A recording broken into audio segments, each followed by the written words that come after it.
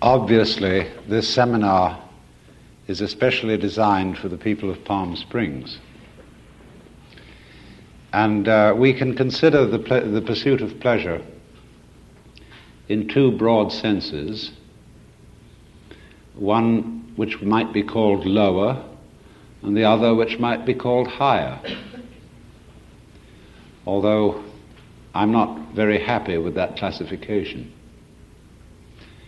There is the pursuit of material pleasure, an art very much neglected in this day and age, because it must be carefully distinguished from the pursuit of theoretical pleasure.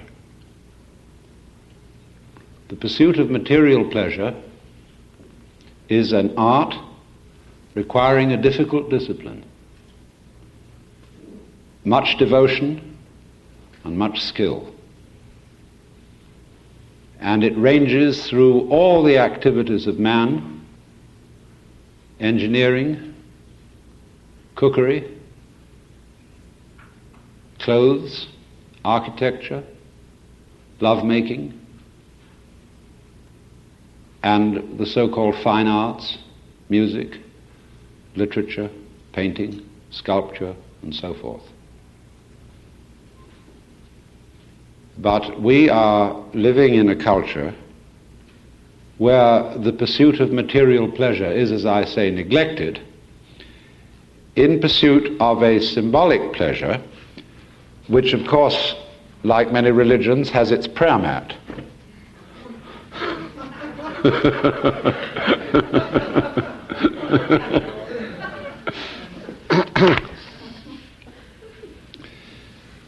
Because a monetary unit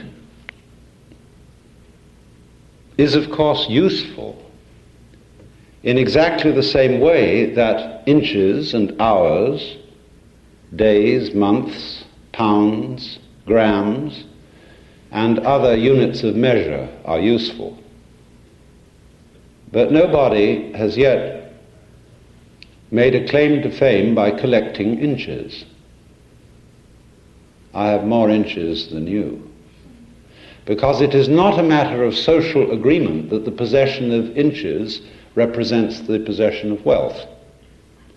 It is a matter of social agreement, and this is the only validity for money having any value whatsoever, is that everybody agrees that the chips are worth so much.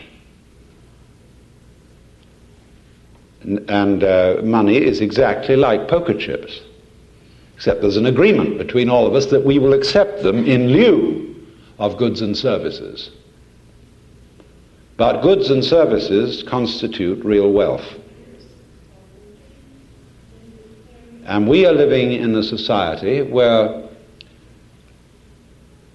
as I've often said, we are menu eaters. We eat the menu instead of the dinner, because we are more interested in accumulating the tokens of wealth than wealth. And this flows over from symbols such as money itself into many other dimensions of life, because we tend on the whole to confuse symbol with reality. The idea that this world that we see with our five senses is a material world is merely an idea. Materialism as a philosophy of nature, dialectical materialism, naturalistic materialism, is a point of view. It's a concept. It's very, very highly abstract notion. So equally is the notion that this world that we see with our five senses is basically mental or spiritual. That also is a concept. The actual world is neither spiritual nor material.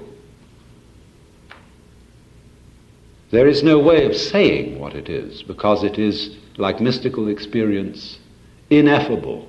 It cannot be effed or spoken, from the Greek phemi, to say.